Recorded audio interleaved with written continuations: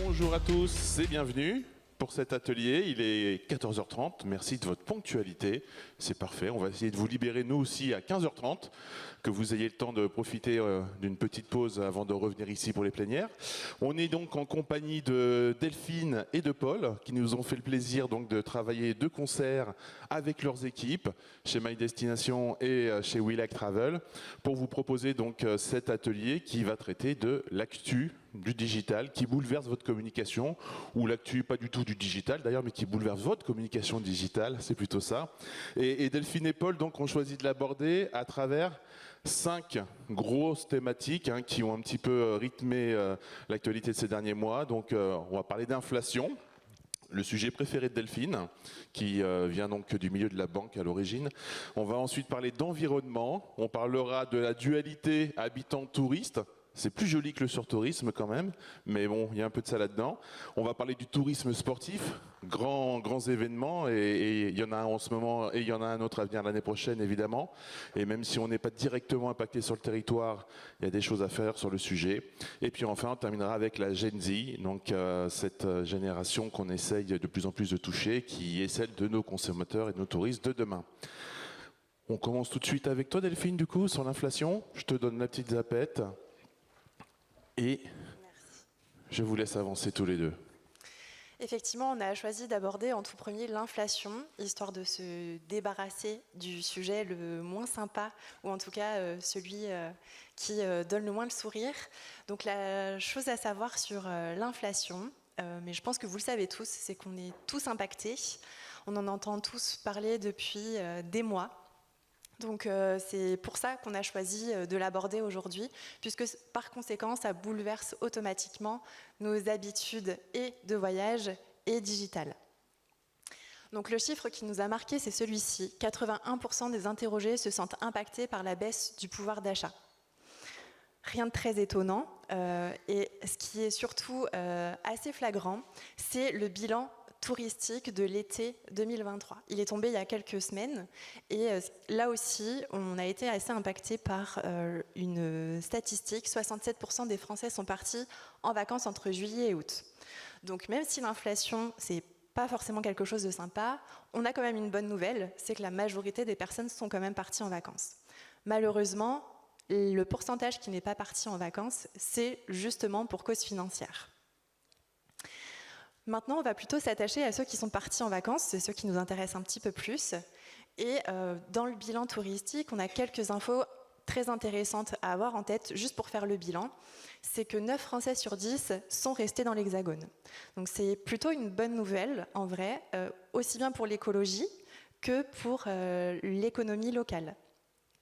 On a d'autres infos très sympas qui sont remontées aussi, c'est que les Français ont dû s'adapter, mais ont réussi à s'adapter. C'est-à-dire que dans leurs habitudes, on sait qu'ils ont plutôt fait des séjours plus courts, moins loin, ils sont restés plutôt sur une zone de proximité, qu'ils ont privilégié par exemple le camping plutôt que l'hôtel, et qu'ils ont aussi privilégié des destinations un petit peu plus rafraîchissantes pour fuir la canicule.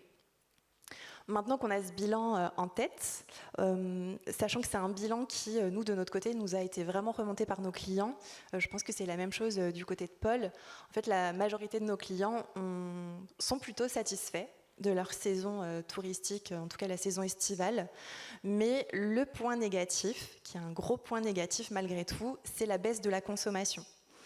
Les socioprofessionnels ont été fortement impactés pendant l'été, et en fait, les gens ont moins consommé, ils sont allés moins au restaurant, justement, ils sont allés un peu plus en camping qu'à l'hôtel, donc en fait, ces socioprofessionnels, ils se sont un petit peu plaints de la saison qui vient de passer. Alors, on verra ensemble des solutions possibles dans des exemples un petit peu plus tard.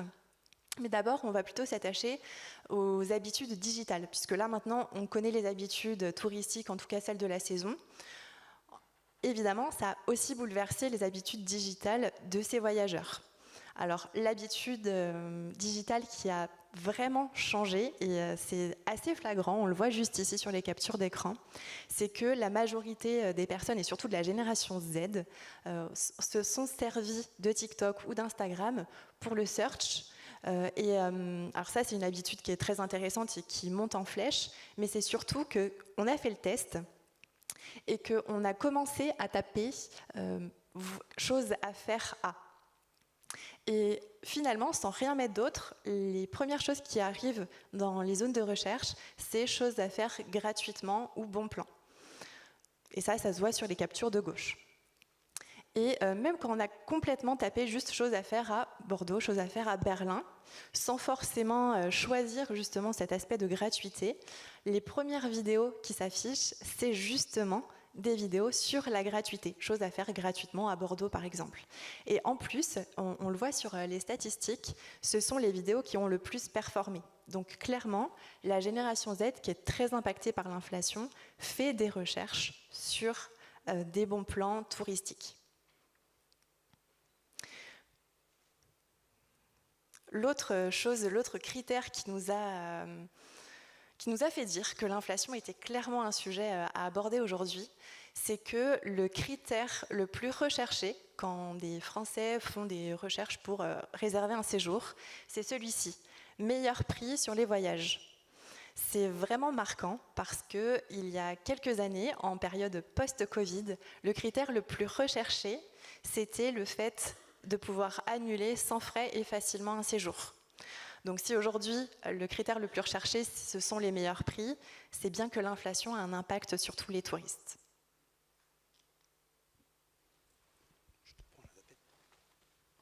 Bonjour à tous. Comme tu viens de dire, Delphine, c'est vrai que ce qu'on se rend compte, c'est que l'inflation, elle est partout. Elle touche tout le monde et elle nous force, nous aussi, acteurs du tourisme, à nous adapter, à essayer de trouver des solutions ou en tout cas d'avoir un message qui est différent. On se rend compte aussi, une stat qu'on avait vue, c'est que le prix des chambres d'hôtel augmente, même si avec les événements qu'on a récemment, la Coupe du Monde de rugby notamment, ça dépend de certaines villes, mais en tout cas, tout est en train d'augmenter. On a des nouvelles tendances de voyage, un truc un peu plus local aussi qui arrive. On a la volonté d'aller au prix le moins cher, et ça, forcément, on a un début d'ultra-rationalisation de nos clients. Des touristes en général, ils deviennent ultra rationnels. Du coup, comment est-ce qu'on essaye de se positionner par rapport à ça? Nous, ce qu'on pense en tant qu'agence, c'est qu'aujourd'hui, ça offre une opportunité qui est assez intéressante de proposer un nouveau message, d'aller chercher quelque chose de différent. Et ce qu'on pense, nous, c'est que le storytelling peut devenir une clé, ou en tout cas un début de réflexion pour aborder le message de manière différente. Le storytelling, c'est quelque chose qui reste très irrationnel, puisqu'on va présenter ses engagements, on va présenter sa relation qu'on va avoir un peu privilégiée avec sa communauté, on peut présenter ses valeurs effectivement. C'est là aujourd'hui que le tourisme peut avoir une carte à jouer. Attention tout de même à ne pas basculer dans quelque chose de faux, on ne va pas chercher forcément à se vendre autrement, aller chercher quelque chose qu'on n'est pas forcément.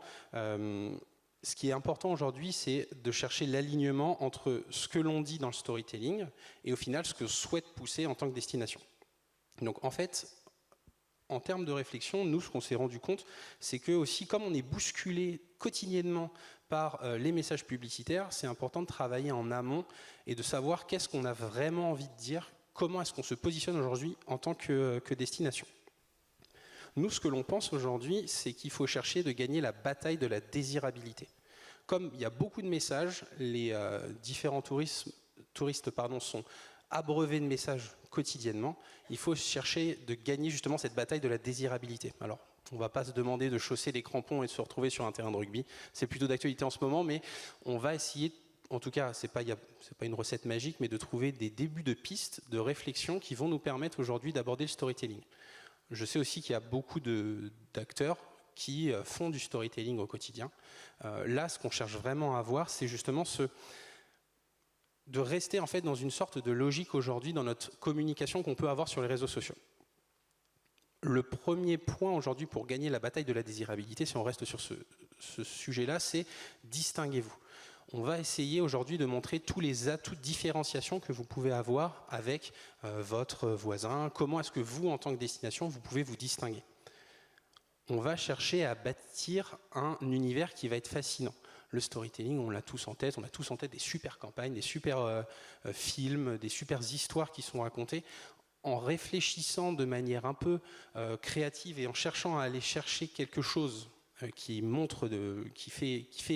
évoque des sens, autant pour moi, on cherche justement à trouver le message qui nous permet de toucher notre cible. Forcément, qui dit storytelling, dit histoire. On ne peut pas passer à côté. On va chercher à créer une histoire qui va être captivante pour notre cible, essayer de la toucher de manière qui va susciter de l'émotion en elle. Parce que l'émotion, aujourd'hui, c'est le point qui va nous permettre de nous différencier encore une fois. On va utiliser des mots, on va utiliser des images, on va utiliser des sons. Toutes les choses qui peuvent aujourd'hui nous différencier aujourd'hui des différentes autres destinations. Et enfin, il y a un point qui est très important, c'est le rester authentique. On ne cherche pas à survendre, on ne cherche pas à vendre quelque chose que l'on n'est pas. Avec tous ces points, on essaye en fait de créer quelque chose qui va aligner en fait le fond du message à la forme. En termes d'exemples, on a sélectionné des exemples chacun. Il y a un exemple qui nous a parlé, c'est Escape to Wellington. Je ne sais pas si vous avez vu la campagne passée. C'est en fait une Wellington qui a installé à New York un énorme bouton pressoir avec le mot, enfin le Escape, la touche d'ordinateur. Elle interroge des New-Yorkais. Dans la vidéo, je vous invite à aller la voir sur le QR code. Elle interroge en fait des New-Yorkais sur aujourd'hui quelles sont leurs volontés, qu'est-ce qu'ils ont envie, qu'est-ce qui est trop à New York, qu'est-ce qui n'est pas assez, etc., etc. En fonction en fait des réponses, vous avez le petit panneau publicitaire en haut qui s'anime en fait, et à un moment il y a quelqu'un qui dit ah ben voilà, moi dans mon travail c'est assez compliqué. Hop, on lui pousse en fait une offre sur son travail à Wellington. L'histoire qui est racontée là aujourd'hui, c'est que Wellington peut apporter quelque chose de différent à la vie new-yorkaise. Il y a tous les avantages de la vie new-yorkaise, mais aujourd'hui on peut aller plus loin. Et le discours est assez bien tourné de la façon en fait à ce qu'on se retrouve transporté en fait dans cette histoire. Et moi j'ai regardé un peu les offres pour Wellington, mais il n'y en avait pas tellement. De mon côté, j'ai choisi un exemple qui, lui, s'adapte entièrement aux cibles qui sont impactées par l'inflation. Puisque si le storytelling est une solution très intéressante, autre solution, c'est de se dire, l'inflation est présente et on doit la prendre en compte dans notre manière de communiquer. Donc je trouve que La Redoute l'a très très bien fait dans cet exemple. Vous pouvez voir à gauche qu'on a une campagne qui a été diffusée la semaine dernière, les captures sont très récentes, d'une campagne qui a été diffusée sur Instagram et qui était sensiblement la même sur TikTok, où on voit que la campagne promeut une promotion d'un canapé ou autre.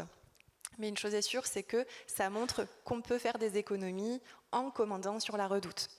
Et si ça a été diffusé sur Instagram et TikTok, c'est pas anodin. La cible qui est sur Instagram et surtout sur TikTok, génération Z principalement, a moins de pouvoir d'achat et donc est intéressée par les bons plans. C'est ce qu'on voyait tout à l'heure. A contrario, au même moment, sur Pinterest, qui est un réseau social, même si je vais grossir les traits, c'est très caricatural, mais où le CSP est plutôt plus que moins, là par contre, on a la promo d'un bureau à plus de 700 €. 700 € pour un bureau, c'est beaucoup. En tout cas, personnellement, pour mon budget, je trouve que c'est beaucoup. Et donc, ça montre bien qu'une seule et même marque arrive à communiquer de deux manières complètement différentes selon le réseau social et selon la cible à laquelle la marque s'adresse. Donc, je trouve que c'est très intéressant puisque c'est quelque chose qui peut complètement être fait dans le tourisme, le fait de s'adapter à la cible, au réseau et au budget des personnes qui sont sur ces réseaux-là. Sachant que dans le gestionnaire de publicité, de Meta par exemple, c'est quelque chose qu'on peut prendre en compte. Alors en France, on n'a pas accès aux revenus, c'est pas forcément très éthique, c'est le cas qu'aux États-Unis, mais il n'empêche que de notre côté, dans les critères qu'on peut prendre en compte, on arrive quand même à cibler des personnes qui sont en CSP+, ou moins. Donc c'est aussi intéressant de se dire que même si on ne veut pas communiquer sur un réseau qui, de prime abord, correspond à notre cible, on peut essayer quand même d'aller la chercher. Est-ce que ça signifie que pour vous, une destination, elle doit davantage qu'elle ne le font jusqu'à maintenant, communiquer sur l'offre gratuite, balade, rando, choses à découvrir dans la destination, sur le territoire, qu'elles ne le font aujourd'hui ? Ben, oui et non. Encore une fois, on se disait que les socioprofessionnels étaient impactés. Donc parler de gratuité, c'est bien, mais pas que, parce que si on veut les soutenir, on est obligé de montrer des offres qui sont payantes et justement de valoriser ces socioprofessionnels. Donc pourquoi pas les valoriser sur Instagram et TikTok, mais en ciblant, si on a la chance en tout cas d'avoir un budget publicitaire, en ciblant au niveau de la campagne des personnes qui vont avoir le budget de faire ces sorties, ou sinon de complètement changer les codes et d'aller sur des réseaux qui sont plus adaptés avec des personnes qui ont un petit peu plus de moyens. Ok. On passe au sujet suivant. Alors on va parler d'environnement et donc comment on engage sa communication digitale. C'est un sujet qu'on a déjà abordé les années précédentes et qui continue à être toujours de plus en plus prééminent. Si on a choisi là aussi cette actu, qui est une actu effectivement qui revient sans cesse, c'est parce qu'il y a ce chiffre probant qui est arrivé il y a quelques temps. 77% des Français déclarent vouloir voyager de manière plus durable au cours des 12 prochains mois. Alors, rien de très étonnant à ça, puisque après le Covid-19, où avant ça, en fait, on avait l'ère du tourisme de masse. On est passé à l'ère du tourisme plus responsable et où les voyageurs ont envie de plein air, ont envie de faire attention à l'environnement, en tout cas un petit peu plus qu'avant. Donc ce tourisme responsable, ce tourisme durable, c'est en fait un tourisme alternatif qui va prendre en compte certes l'aspect environnemental, c'est ce qu'on va aborder surtout aujourd'hui, mais ça ne prend pas en compte que ça prend aussi en compte l'économie locale, l'accessibilité, c'est énormément de points différents dans ce tourisme responsable. Il y a deux très gros challenges que nous, on a illustrés sur la cause justement du tourisme responsable. Il y a de un, le surtourisme, et de deux, aujourd'hui, le climat futur qui n'est pas garanti. Il y a une statistique qui est sortie il y a très peu de temps par l'Office mondial du tourisme, c'est qu'aujourd'hui, il y a 95% des touristes au monde qui voyagent sur 5% des terres immergées. En France, on est environ à 80-20. Il y a 80% des touristes sur 20% du territoire. Ces deux enjeux-là, aujourd'hui, nous forcent forcément à réfléchir notre manière de communiquer et en tout cas à adapter notre communication en fonction du rapport que l'on peut avoir avec ces enjeux environnementaux. Tout d'abord, nous, on trouve aujourd'hui nécessaire de repenser la manière d'aborder le tourisme, en lien forcément, encore une fois, avec la communication responsable. C'est-à-dire comment je fais du tourisme, qu'est-ce que je promeut auprès de mes différentes cibles pour essayer de voir quelque chose de manière différente. Qu'est-ce que je vais mettre en avant aujourd'hui sur mon territoire pour le voir différemment, et enfin comment je le fais consommer, c'est comment je fais la promotion aujourd'hui de justement ces différentes offres. En adaptant aujourd'hui ces offres touristiques, globalement, c'est une démarche qui est un peu win-win. On cherche à promouvoir le tourisme responsable et chaque destination peut bénéficier des avantages stratégiques car d'un côté, forcément, elle promeut un tourisme plus responsable, contribue à un monde du voyage plus durable, mais elle devient aussi forcément, comme tu le disais, respectueuse des cultures locales, du local, avec justement cette volonté des touristes d'aller sur du local. Quand on s'engage dans cette voie, en tout cas quand on essaye de s'engager dans cette voie, on façonne aujourd'hui un avenir où chaque visiteur va pouvoir découvrir les richesses du territoire, de la destination, à travers un nouveau prisme. Essayer d'aller chercher quelque chose de différent. On va chercher également à communiquer pour préparer l'avenir. Il y a une phrase que je trouve assez intéressante de Nicolas Bordas qui dit que notre objectif, c'est d'aller plus vite vers un monde plus écologiquement responsable. Cependant, ce qu'il faut essayer de faire, c'est faire aimer le futur et non faire détester le passé qui se trouve aussi être notre présent. Aujourd'hui, la démarche pour promouvoir le tourisme responsable, c'est donc de chercher à préparer l'avenir. C'est pas de dire, en gros, le passé, c'était pas bien ou c'était mieux avant, peu importe. Aujourd'hui, comment est-ce qu'on se prépare, nous, acteurs du tourisme, en termes de communication, à apporter un message qui fait aimer le futur? On va essayer d'aller plus loin aujourd'hui dans notre réflexion. Les idées qu'on peut avoir, c'est par exemple essayer d'inspirer l'engagement de nos résidents, l'engagement des touristes, d'essayer de mettre en avant les réussites du territoire, toutes ces choses-là en termes éditorial qui vont nous permettre aujourd'hui de porter le message de manière différente. Le plus important, c'est d'aligner le discours aux actes. On va essayer à chaque fois de travailler tant sur le fond que la forme, et surtout, c'est-à-dire que si on a des actes, comment on en parle, et si on souhaite avoir un discours, quels actes on met en avant. Il s'avère aussi qu'il y a de plus en plus d'éco-anxiété. Ça, c'est un sujet qu'on a pas mal remonté. Il y avait l'étude d'On est prêt, qui date du début de l'année, si je ne dis pas de bêtises, qui dit que 25% aujourd'hui des sondés de cette étude déclarent souffrir d'éco-anxiété.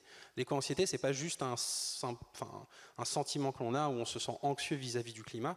Il y a des gens qui maintenant ont vraiment des symptômes, des personnes qui souffrent de dépression par rapport à ça. Et comme on est dans un climat aujourd'hui qui est très anxieux autour de l'environnement, il faut aussi, nous, en tant qu'acteurs du tourisme, qui portons justement ces discours-là, en lien avec le tourisme de demain, d'essayer d'avoir une position, en tout cas plus respectueuse, et essayer de travailler, en fait, de se positionner en tant qu'acteur du changement. Forcément, la question qu'on peut se poser, c'est pourquoi moi ? Pourquoi est-ce que j'aurais, moi, la légitimité de prendre la parole sur certains sujets ? Justement, le but de travailler le fond et la forme nous permet justement d'aligner ce discours-là, et ensuite, vous, individuellement, de vous sentir légitime dans votre communication auprès de vos cibles et auprès, forcément, des différentes institutions que vous portez. Et je laisse Delphine prendre le fond et la forme. Merci. Effectivement, une fois que la stratégie elle est totalement repensée, elle a été mise à plat, on va pouvoir vraiment s'attacher au message. Qu'est-ce qu'on transmet aux touristes ou en tout cas aux personnes à qui on s'adresse sur les réseaux sociaux. Pour ça, on va essayer de distinguer le fond de la forme. Pour imager un petit peu ça, on va dire que le fond, c'est la lettre et que la forme, c'est l'enveloppe. Donc on va commencer par le fond. J'ai un peu vite. Donc pour le fond, ce qu'il faut savoir, c'est que les OGD comptabilisent plus de 700 millions de messages par an, rien que dans notre agence chez My Destination. Donc c'est une force de frappe énorme. Donc le message a vraiment une grosse importance. Et ce message, il va être constitué grâce à 2 piliers. Donc le fameux premier pilier, ce sont les enjeux touristiques du territoire. Puisque, comme l'a dit Paul, hors de question de communiquer de manière responsable s'il n'y a pas d'offre responsable sur le territoire, si elle n'a pas été identifiée, si ce n'est pas OK avec les dirigeants, avec les élus, pour mettre en avant cette offre responsable. Donc cette stratégie, elle est très importante à mettre en avant, et je pense que dans notre travail au quotidien, c'est justement notre rôle et le but de tendre vers des enjeux touristiques comme, par exemple, le fait de rediriger les flux. C'est un exemple parmi tant d'autres, mais en tout cas d'essayer du mieux possible d'aller vers un tourisme plus responsable dès la stratégie. Le deuxième pilier, c'est l'engagement éditorial, puisqu'une fois que la stratégie est OK, alors ce message, il va falloir le formuler. L'engagement éditorial, il n'est pas à confondre avec l'engagement statistique, donc les interactions. Là, on parle vraiment du message, donc de la partie rédactionnelle. Alors chez My Destination, je pense que vous connaissez peut-être ces fameux éco-gestes qu'on vient habilement distiller dans la plupart de nos wordings.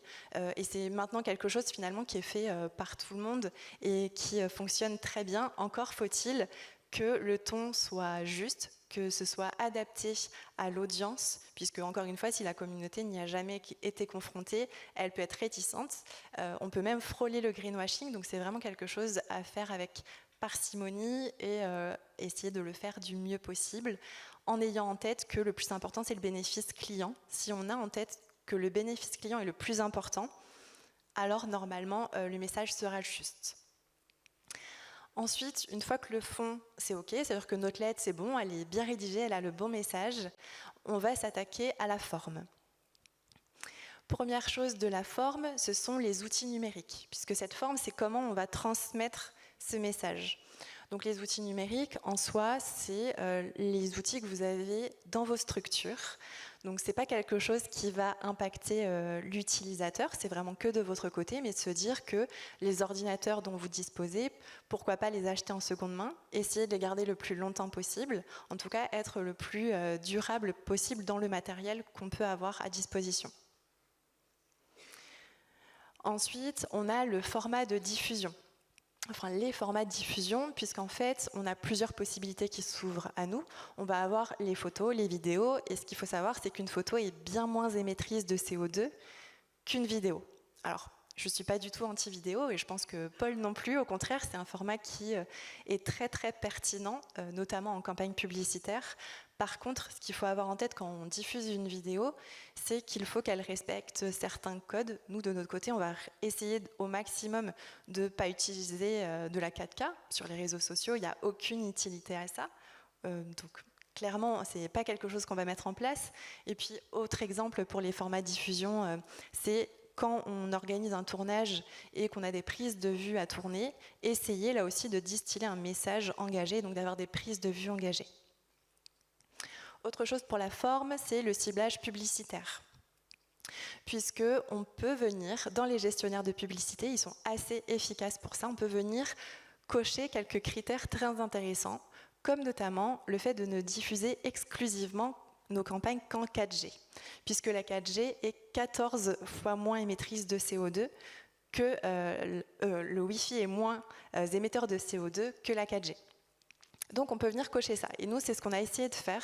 On a fait une campagne, c'était une collaboration entre l'Office de tourisme du Pays Basque et la DT64, et on est venu faire de l'A/B testing en cochant exclusivement le Wi-Fi et un mélange des deux, le mélange habituel. Et il s'avère que dans les résultats étaient identiques. Aucune différence, absolument rien de négatif au fait d'avoir coché le Wi-Fi. Alors que forcément, la campagne a été nettement moins émettrice de CO2. Donc c'était vraiment quelque chose d'intéressant à tester. Je pense que ça mérite des tests, parce que nous, on a eu des bons résultats, mais ce ne sera peut-être pas le cas pour tout le monde. Mais il n'empêche que c'est quelque chose qu'il est possible de faire, et donc à avoir en tête. Dernière chose pour la forme, c'est l'impact des tournages. Puisque faire un tournage, c'est très émetteur de CO2, puisque ça va prendre en compte le fait de se déplacer, donc on va essayer de privilégier la mobilité douce, ça prend en compte le fait d'être hébergé sur place, donc là aussi, si on peut privilégier un hébergement qui est labellisé, c'est mieux. Ça prend en compte la restauration, donc là aussi, si on peut essayer de consommer le plus local, bio, voire végétarien ou vegan, c'est mieux. Et puis, dans les tournages, on va aussi avoir le matériel. Donc, si on a déjà le matériel, ok. Si on n'a pas forcément le matériel, dans ce cas-là, on peut penser à la location. Location d'un nouveau drone à la mode. Moi, j'y connais pas grand-chose en drone, mais en soi, s'il y a un nouveau drone super pour faire des images, bah pourquoi pas le louer, c'est bien plus simple. Donc pour finir, je pense que ce qu'on pourrait dire, puisque avant de passer à la dualité habitants et touristes, c'est peut-être que le message fond et forme, ainsi que la stratégie vue en amont, c'est quelque chose qui va vraiment de A à Z et sur lesquels l'idée c'est d'être accompagné et surtout, encore une fois, pour rebondir sur la partie inflation, c'est quelque chose qui peut aussi venir en aide aux socioprofessionnels sur le territoire. Donc à avoir en tête pour les mois qui arrivent. Ok, on enchaîne sur le troisième sujet. Je vous laisse enchaîner parce que le temps passe très très vite. On a réfléchi aujourd'hui sur la dualité entre les habitants et les touristes. Moi, étant issu d'une zone côtière assez touristique, on entend toujours la vieille rengaine des Parisiens qui viennent envahir la destination avec leurs plaques d'immatriculation 75 qui débarquent généralement pendant les ponts et pendant les vacances. Cependant, aujourd'hui, on a aussi des locaux qui vont aller même plus loin aujourd'hui dans cette réflexion-là, puisqu'on a même des manifestations. Là, il y a un exemple d'une manifestation à Barcelone où on parle d'invasion. C'est pas juste du tourisme. La question qu'on s'est posée, du coup, c'est comment est-ce qu'on peut réussir à faire cohabiter ces deux groupes de personnes. Aujourd'hui, sur l'étude d'Atout France de juin 2023, on se rend compte que 7 Français sur 10 perçoivent le tourisme comme un impact positif sur l'économie et l'emploi. Il y a forcément aussi des personnes qui voient le tourisme comme quelque chose plus négatif, que ce soit pour l'environnement. On a parlé tout à l'heure des enjeux du surtourisme, le climat, etc., tout ce que ça apporte de négatif. Mais aujourd'hui, cette statistique illustre aujourd'hui que tant les résidents que les touristes voient le tourisme plutôt d'un bon œil. Nous, on s'est posé la question aujourd'hui de comment est-ce qu'on communique aussi avec nos clients. Et globalement, on a toujours une communication qui est centrée sur les touristes, ou en tout cas la plupart du temps. On essaye de faire venir les gens dans notre destination, plutôt qu'essayer d'avoir un discours qui essaye d'avoir tout le monde. Le point qui est important aujourd'hui, c'est que les résidents peuvent être au service de votre destination. On va chercher en fait à ne pas destituer le territoire des résidents, parce qu'en fait ils sont là. Et c'est le point qui est le premier, qui est très important, c'est qu'ils sont faciles à toucher puisqu'ils sont là. Les résidents, ils sont dans vos communications, ils sont dans vos bases de données, et forcément ils ont une appétence, on va dire aujourd'hui, à votre destination, et pour ça ils sont faciles à toucher. Ils deviennent forcément aussi des ambassadeurs de votre territoire. En ayant une communication auprès d'eux, on cherche à les faire devenir des sortes d'influenceurs. Dans le sens où, quand on va promouvoir, je sais pas, une activité d'une destination et qu'il y a des questions qui peuvent se poser en commentaire, les résidents peuvent aussi conseiller auprès des personnes qui se posent des questions, essayer d'interagir avec eux, et c'est comme ça en fait qu'on crée une discussion autour de la destination. Et enfin, ils sont fidèles. Donc, globalement, j'ai parlé avec plusieurs personnes d'entre vous, on est tous un peu chauvins de nos destinations. Le Français est très chauvin de son territoire et de ses régions, peu importe département. Et c'est pour ça que les résidents, la plupart du temps, sont fidèles aussi. C'est plutôt positif dans le sens où ils vont aussi vous suivre, essayer de trouver des solutions avec vous. Ils vont être dans l'échange avec vous. L'objectif par rapport à ça, quand on réfléchit au sens plus global, c'est que la position que l'on va essayer d'intégrer aujourd'hui les résidents dans votre réflexion stratégique et éditoriale vous permet de créer aussi des ponts qui sont assez intéressants et d'essayer d'aller un peu plus loin dans la discussion avec les résidents. Effectivement, Paul a raison. Actuellement, les OGD ont tendance à constituer des communautés qui ne s'adressent qu'aux touristes. Alors, ils créent des communautés, mais ils s'adressent à eux comme à des touristes. En fait, il y a deux problèmes à ça. Le premier, que c'est pas du tout inclusif, puisqu'en fait, ils ne parlent quasiment qu'aux touristes. Alors, bon, là aussi, c'est vraiment une généralité. Évidemment, il y a des destinations, territoires qui ne font pas ça. Mais donc, ce problème, c'est ça, pas inclusif. Et le second problème, c'est que c'est paradoxal par rapport à ce qui se passe réellement sur les pages Facebook, les comptes Instagram, etc. On peut voir sur ce schéma, il est assez caricatural, encore une fois, c'est juste pour que ce soit assez compréhensible. Le cercle du milieu, le cœur de communauté, comme le nom l'indique, ce sont les personnes plutôt chauvines, justement. En général, ce sont les résidents qui sont abonnés et qui ont tendance à interagir. Autour de ça, gravitent sur la page Facebook, là aussi d'autres abonnés, mais des cibles plutôt affinitaires, qui se sont abonnés, ou en tout cas qui participent aux interactions des posts parce qu'elles ont une affinité avec le territoire. Je pense qu'on peut prendre le cas de plusieurs destinations, mais ça peut être le cas pour le Pays Basque, où ce cœur de communauté, ce sont les Basques. La cible affinitaire, ce sont ces personnes qui vivent partout en France, mais qui ont un attachement au Pays Basque qui est énorme, et qui du coup fait qu'ils reviennent chaque année en vacances au Pays Basque. Donc ce sont des repeaters, ils vont revenir régulièrement. Et puis à côté de ça, on a le persona, c'est le prospect, le touriste.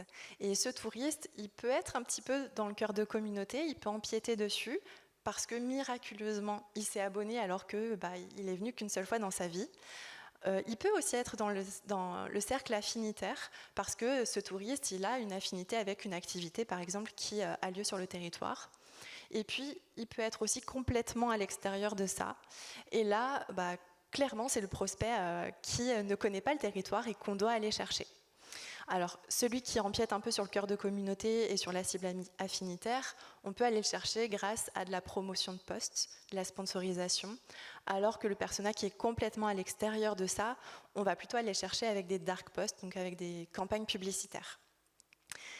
Maintenant qu'on a ce bilan d'abonnés, de pages, etc., la chose à prendre en compte, c'est que forcément, ce cœur de communauté, cette cible affinitaire et notre persona, ils n'ont pas le même cycle du voyageur. Donc, ce serait étonnant de s'adresser à ces trois cibles de la même manière comme un touriste. Alors qu'on voit que le touriste, finalement, c'est qu'une toute petite partie de tout cet écosystème d'abonnés ou de prospects. Donc, la solution à ça, ce serait, pour le coup, de s'adapter au cycle du voyageur. Alors, exemple typique, si le jeudi, vous publiez une publication qui parle d'un événement à faire pendant le week-end, le cœur de communauté, lui, va venir. L'affinitaire va pouvoir s'organiser pour venir, alors que le persona, il va pas venir, ou ce serait étonnant, il faudrait vraiment que ce soit un persona dans le cœur de communauté. Mais en soi, ce cycle du voyageur, c'est pas le même, donc forcément, on s'adapte dans nos campagnes. Et c'est exactement l'exemple suivant, le cas du CRT Bourgogne-Franche-Comté, qui a des réseaux adaptés, accessibles, et par exemple, en Bourgogne-Franche-Comté, va s'adresser aux habitants, aux résidents ou à la cible affinitaire, en fait, à ce grand cercle qui, de toute manière, va interagir parce qu'il a une vraie affection pour la destination. Et puis quand la destination, quand toute la Bourgogne-Franche-Comté souhaite vraiment aller chercher le prospect, alors dans ce cas-là, on a des vraies campagnes publicitaires à destination des touristes qui s'adressent à des touristes, et c'est le cas dans ce cas-là avec leur communication sur la Bourgogne. De notre côté, on a aussi essayé de pousser le compte Attitude Manche, qui, nous avons trouvé, rentre vraiment dans cette communication dédiée plus touristique, mais qui s'adresse également aux résidents. Ce qui est assez intéressant dans la manière qu'ils ont de travailler aujourd'hui leur réseau, et là notamment le compte Instagram que je vous ai partagé, c'est qu'en fait, ils s'adressent à un grand nombre de personnes, et en fait, ils donnent les clés un peu aux résidents pour pouvoir passer des bons moments dans leur territoire. La communication n'est pas seulement pour faire venir les gens, elle met en avant aussi les acteurs du territoire, elle permet de donner un peu des petits tips, des conseils qui aujourd'hui vont faire vivre le département de la Manche. Et ça, en tout cas, c'est assez pertinent, je trouve, puisque on le voit, et si vous allez voir dans les commentaires, très régulièrement, il y a des gens qui interagissent avec l'ACM en l'occurrence, en lui disant ben voilà, moi j'ai vu ça, c'est super bien. Et ensuite, il y a des personnes, des touristes qui posent des questions, les résidents ou en tout cas les Manchois leur répondent, et ça crée vraiment une belle dynamique sur la page. C'est ça aujourd'hui qu'il faut essayer de trouver, c'est cet alignement justement et éviter la scission entre touristes et résidents. Quatrième thématique, donc les grands événements sportifs. On va essayer de la passer un petit peu vite pour garder du temps sur la dernière. On va se dépêcher. Forcément, l'événement sportif de l'année prochaine, je pense qu'on l'a tous en tête. Oui, j'ai vu des JO 2024 passer. Effectivement, c'est les JO de Paris qui vont donner un grand coup de projecteur aujourd'hui sur le sport en France. On le voit à chaque fois qu'il y a une grande compétition, que ce soit la Coupe du Monde, là la Coupe du Monde du rugby. Juste après, il y a une augmentation du nombre pas de résidents parce que j'ai ce mot en tête, d'abonnés, de licenciés, je te remercie. Il y a une augmentation du nombre de licenciés qui est assez important parce qu'il y a une mise en avant aujourd'hui de ce sport-là. Les JO vont avoir de cette même manière l'objectif, enfin ils vont offrir la possibilité à certaines personnes de se poser la question, et on imagine qu'il va y avoir aussi de plus en plus de personnes qui vont se poser des questions sur leur rapport au sport et peut-être ouvrir certaines vocations. Aujourd'hui, la sensation que l'on a, c'est que très peu de destinations profitent au final de ces effets positifs que peut avoir le tourisme sportif. Aujourd'hui, ce qu'on s'est rendu compte dans une étude, c'est que 70% des sportifs choisissent leur destination en fonction de leur discipline. C'est-à-dire qu'en fonction de ce qu'ils font déjà au quotidien, ils vont, dans leur réflexion, adapter leurs vacances pour que ça matche avec leur discipline sportive. Donc là, de manière très rapide, on a des gens qui vont s'intéresser plus à la randonnée, d'autres au cyclisme, au VTT. Il y a le golf qui sortait dans l'étude, windsurf, natation, peu importe. Aujourd'hui, en fait, les destinations qui arrivent à communiquer aujourd'hui sur leur tourisme sportif, ont forcément plus de facilité de toucher ces personnes-là. Avoir l'opportunité de faire rencontrer le sport et le tourisme, nous on le voit avec la valorisation des atouts et le savoir-faire sportif sur le territoire en associant aussi la découverte patrimoine et culturel. Je vais revenir sur la découverte patrimoine et culturel juste après, mais sur le côté valorisation des atouts et du savoir-faire sportif. Aujourd'hui, le tourisme permet de valoriser, peut valoriser en tout cas la pratique sportive et inversement. Dans tous vos territoires, vous avez des sportifs, vous avez des clubs, des associations aujourd'hui qui peuvent également participer à la mise en avant de votre territoire, ou en tout cas de permettre de toucher des touristes de manière un peu différente. Ça permet potentiellement, on l'a vu, de rendre des touristes, en tout cas, de susciter un intérêt chez eux d'aller dans vos destinations, puisqu'ils peuvent s'y retrouver aujourd'hui dans leur volonté de pratiquer, peu importe laquelle, de leurs activités sportives. L'association avec la découverte patrimoine et culturel, elle peut se faire aussi sur les offres, c'est-à-dire que maintenant on peut avoir une adaptation, on va dire, des parcours, que ce soit des parcours de randonnée, pour permettre à des gens de découvrir aussi des choses du territoire, la mise en avant du territoire d'une autre manière, en expliquant qu'il y a une randonnée de X kilomètres qui va permettre de découvrir tel ou tel lieu. Encore une fois, on entre dans un plan éditorial sur quelque chose qui va un peu plus loin que seulement dire, ben voilà, en gros, il y a telle activité à faire. On essaye de mettre en avant notre tourisme responsable, tourisme sportif, je vais y arriver, de manière un peu plus intéressante. Sur les sports plus doux, on l'a vu avec le côté plus slow travel, on peut parvenir à faire aimer le sport d'une autre façon, sans que ce soit dans la performance. On peut essayer de le faire aussi d'une façon qui soit plus accessible. Il y a une stat de Strava qui expliquait qu'aujourd'hui, par exemple, la France, il y a eu le titre honorifique de la France qui est la première destination sportive sur l'application. En gros, ils ont pris, c'est des données de l'application, donc la stat n'est pas hyper fiable, mais en tout cas, les données de l'application montraient que les touristes, et notamment des touristes espagnols et italiens, venaient principalement en France pour pratiquer leur discipline via Strava. Donc c'était trail, running, cyclisme, etc., etc. En cherchant moins le côté performance, on peut aussi permettre à des personnes de s'intéresser à la destination et de dire tiens, en fait il y a des activités à faire qui me conviennent sans partir forcément sur quelque chose de performance. Et enfin, sur l'accessibilité de son territoire, justement c'est ce dont on parlait, ça permet en fait via les infrastructures et les activités, les équipements qu'on va avoir en place, on peut réfléchir de manière plus large en fait à l'accessibilité du territoire. Qu'est-ce que je peux mettre en avant et sous quelles conditions pour essayer justement de créer ces rencontres entre les envies des gens et les touristes. L'objectif, comme on le disait avec les JO 2024, ça va être de tirer le fil. Comme le sport va faire vraiment partie prenante, surtout l'été prochain, des discussions, comment est-ce que nous, en tant que destination, on peut réussir à tirer ce fil-là?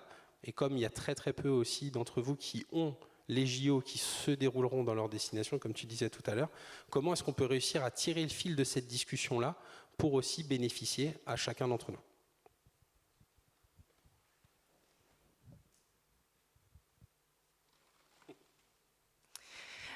Paul vous a parlé donc plutôt du tourisme de pratique.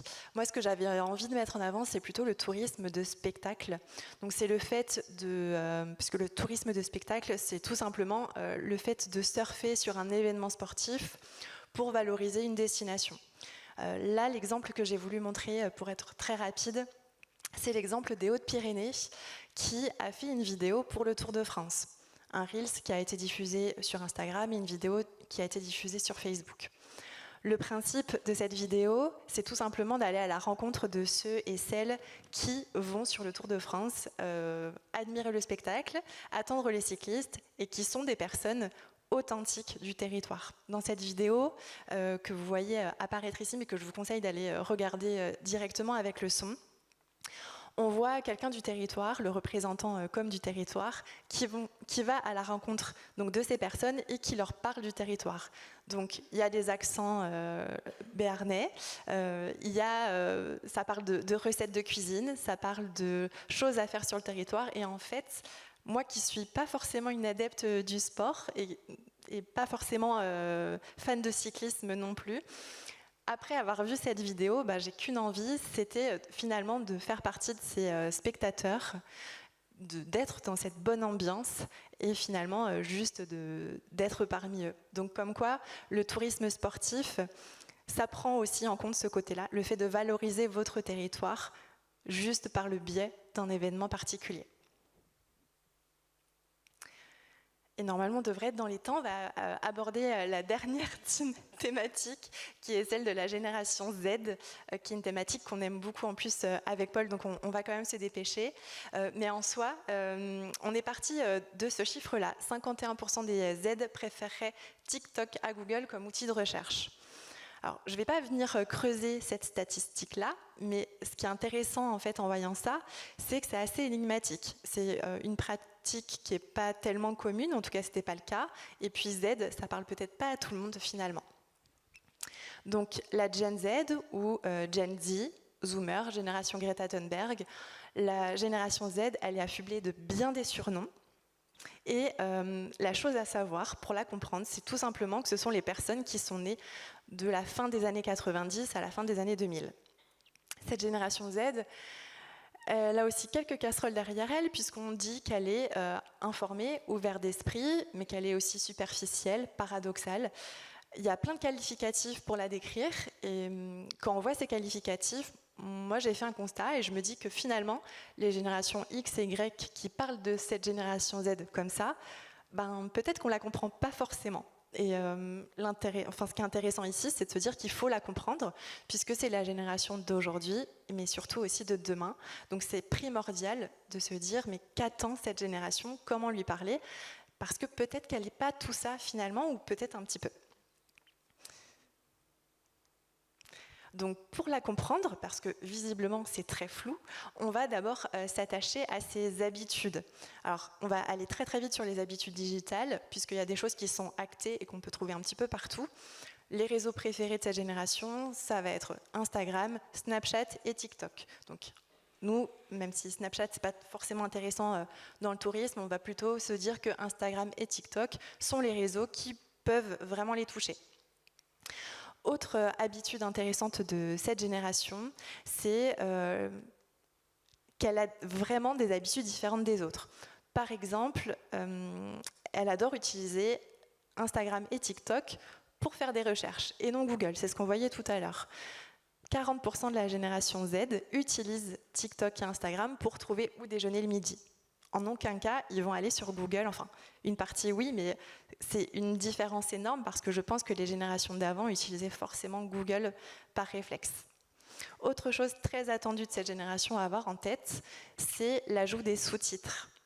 Alors c'est une demande de leur part puisque 60% préfèrent consommer les vidéos avec les sous-titres, par praticité très probablement, mais aussi par accessibilité.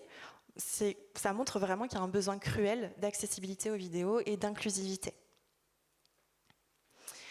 Maintenant qu'on a vu très rapidement leurs habitudes sur les réseaux sociaux, attachons-nous aussi à leurs habitudes plutôt touristiques.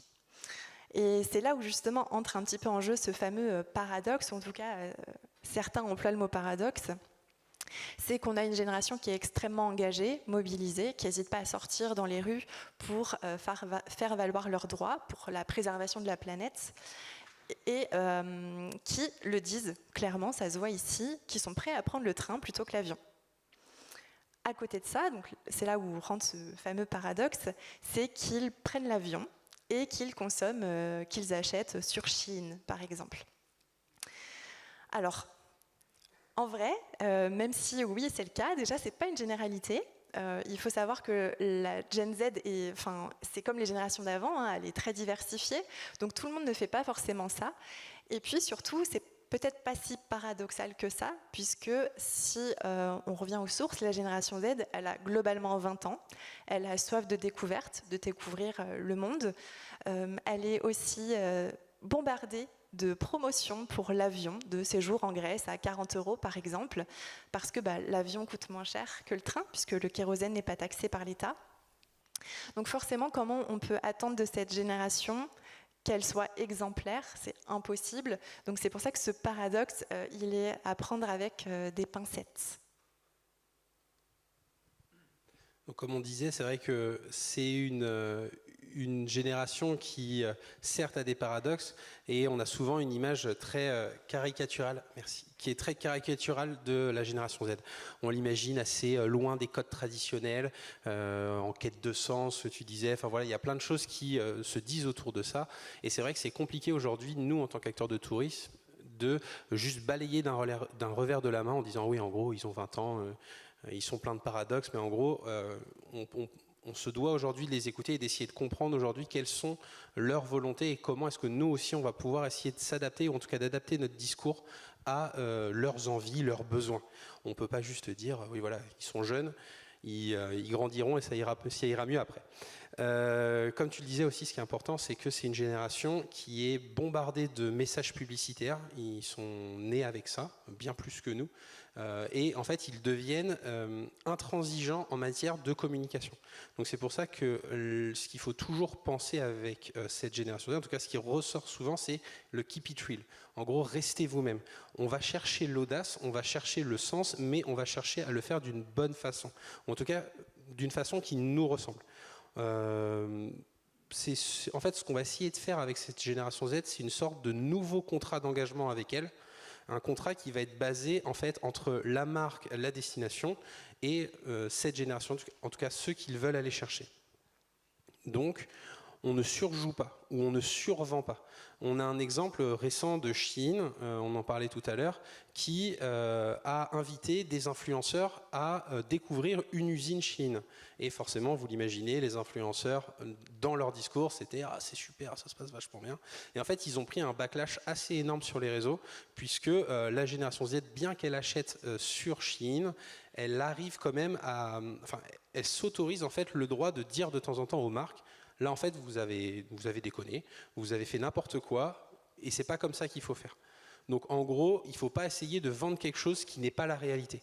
Il y a quelque chose aussi qui est créé plutôt que réutilisé. Comme c'est une génération qui a l'habitude d'être sur les réseaux et qui voit tout le temps des nouveaux messages, ils ont cette volonté d'aller sur la créativité et d'aller chercher quelque chose qui différencie. Là, l'exemple que j'ai pris, c'est 3 marques de fast-food. Je ne les nomme pas, mais les 3, j'imagine que vous les avez en tête pour ceux qui ont le plus l'habitude des fast-food. Mais globalement, c'est sur TikTok, ils utilisent tous le filtre yeux-bouche. Et il y a certains commentaires parfois qui disent « Ah ouais, mais en fait, vous faites la même chose que votre concurrent ». Ce qui est important, encore une fois, quand on essaye d'aligner ce discours-là, c'est de créer plutôt que réutiliser. On va chercher des choses qui sont différentes. Il y a aussi, et juste rapidement, sur la notion aussi d'influence de Shein, que j'ai juste oublié de mentionner, c'est vrai que, on en parlera un peu plus demain, mais c'est vrai que la notion d'influence est hyper importante aujourd'hui pour cette génération Z. Ils ne sont pas sur quelque chose, on ne sert pas des gens pour être des hommes sandwich ou des femmes sandwich, où on va mettre juste, on va dire, la marque va apposer aujourd'hui son branding sur une personne, on va chercher à collaborer avec elle. Et ça, c'est aussi essentiel dans le discours que l'on va porter en tant que nous, destination, de réfléchir à l'influence d'une manière différente. La campagne que, de mon côté, j'ai souhaité mettre en avant, on est un peu plus loin du tourisme, mais c'est Tinder. La campagne It Starts with a Swipe. Je ne sais pas si vous l'aviez vu passer. Aujourd'hui, c'est une campagne qui a été destinée aujourd'hui à la génération Z. Vous allez me dire, oui, mais Tinder reste quand même déjà, c'est leur cœur de cible. Mais en tout cas, dans la manière qu'ils ont eu de penser cette campagne et de promouvoir cette campagne, ils ont eu une façon qu'ils ne se sont pas survendus, ils n'ont pas surjoué quelque chose, que ce soit dans les codes, l'utilisation des wordings, la représentativité. Ils ont réussi à vraiment taper juste, sans chercher à faire quelque chose qui n'est pas aujourd'hui la marque. Encore une fois, on ne va pas demander à chaque destination de mettre des choses en rose avec une écriture très jolie et de parler d'astrologie. Encore une fois, on ne cherche pas à rester dans la caricature, on cherche juste à penser aujourd'hui le message que l'on va promouvoir pour diriger le message auprès de la cible. Et pour finir, plus qu'un exemple, c'est plutôt un concept étayé d'un exemple. Moi, ce que j'avais envie de mettre en avant, c'était le newsjacking. Alors, peut-être que tout le monde ne sait pas ce que c'est le newsjacking, c'est le fait de s'approprier une actualité. Ça va bien avec la thématique du jour, donc de s'approprier une actualité pour gagner en visibilité, en viralité, voire même en connivence avec sa cible. Donc, le newsjacking, c'est quelque chose à faire avec modération, vraiment, c'est pas une technique que tout le monde arrive à maîtriser. En général, c'est les grosses marques qui arrivent à le maîtriser, et c'est pour ça que j'ai mis l'exemple ici, notamment au centre de Heinz, qui y arrive avec brio, même si c'est pas forcément la marque la plus éthique à mettre en avant, mais en soi, l'exemple est vraiment intéressant. Je ne sais pas si cette bouteille de sauce mi-ketchup, mi-sauce ranch vous dit quelque chose. Si vous n'êtes pas de la génération Z, voire même peut-être pas fan de Taylor Swift, ça vous dira rien. Alors moi, ça me disait rien non plus. C'est clairement grâce à la génération Z qui est présente dans notre agence que l'info est sortie. En fait, il y a tout juste 2 semaines, Taylor Swift, qui est la pop star préférée des Américains, a été vue en train de manger ses nuggets avec du ketchup et de la sauce ranch. Il n'en a pas fallu plus pour que les marques ou même l'Empire State Building décident de reprendre donc cette info, cette actu, pour surfer dessus avec des publications sur les réseaux sociaux et essayer de toucher une cible qui, de base, n'est pas forcément la leur. Heinz, ils essaient au maximum de le faire et ils le font plutôt bien puisque vraiment, même pas 2 semaines, en je crois quelques jours, ils ont sorti cette sauce qui mélange les deux et en à peine quelques heures, il y a eu 14 000 likes juste sur cette photo Instagram. L'Empire State Building a fait un petit peu la même chose avec une photo du bâtiment aux couleurs ketchup et sauce ranch, donc rouge et blanc. Et là aussi, c'était sur X, énormément d'interactions. Donc la chose à prendre en compte, c'est surtout que grâce à ça, ils ne vont pas forcément vendre plus de produits, il n'y aura peut-être pas forcément plus d'entrées à l'Empire State Building, bien que la viralité fasse qu'on les met en avant, donc on pense davantage à ces marques ou à ces endroits-là. Le truc, c'est surtout qu'ils ont fait ça pour cibler la génération Z, leur montrer qu'ils ont les codes, qu'ils arrivent à être de connivence avec eux, et que du coup, la génération Z va apprécier, si c'est bien fait en tout cas, si c'est fait avec finesse, vont apprécier et liker ces publications. Oui, on reste sur les autres exemples, c'est bon, ok. Écoutez, il nous reste 5 petites minutes pour prendre des questions dans la salle ou des observations si vous en avez. Vous pouvez lever la main et me dire viens, j'ai un truc à dire. Non? Si? Alors, hop. Je vais faire circuler le micro jusqu'à toi, Christian, en comptant sur tes voisines. Merci. Bonjour. Moi, j'ai une question justement sur ce que vous avez dit à la fin, sur la performance, en fait. Il y a la performance de notoriété, les likes, les interactions. Et après, il y a la performance, alors au niveau touristique, par exemple, si on se place de ce point de vue, de consommation touristique. Est-ce que demain, sur la génération Z, aujourd'hui, sur la génération Z, on peut dire qu'on performe parce qu'on interagit, plus qu'on fait consommer sur le tourisme? Oui, je pense que c'est 2 choses complètement différentes. Le fait de performer sur les réseaux sociaux, c'est de la notoriété, donc effectivement peut-être qu'ils ne vont pas forcément venir sur place, mais il n'empêche que la destination va être beaucoup plus mise en avant. Et donc ça peut donner malgré tout envie à cette génération. On a vu, elle commence à voyager, cette génération, donc elle peut avoir envie de venir sur la destination.